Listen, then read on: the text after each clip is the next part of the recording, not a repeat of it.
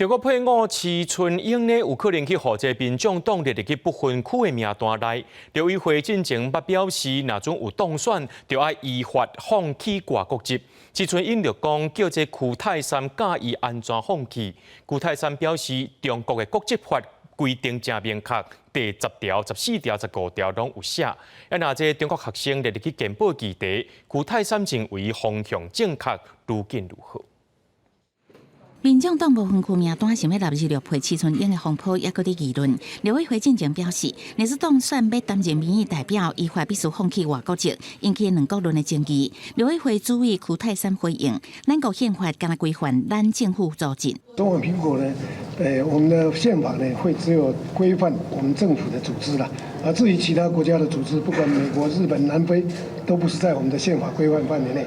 有注销伊的国籍吗？按照我们海基会的记录呢，我们没有这样的记载。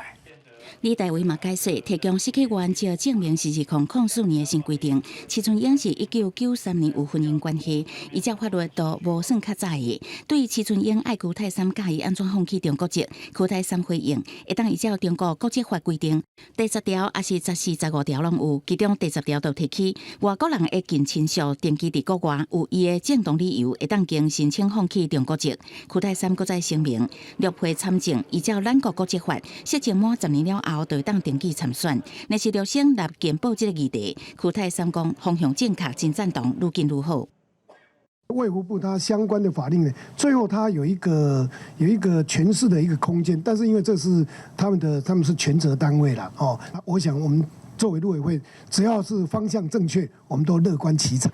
若是总统大选要到嘛，影响两岸关系。区泰山表示，陆委会当地规划选举后，进行两岸情势变化的评估分析，通掌握对岸对台政策发展甲转变，也甲咱方应对的方法。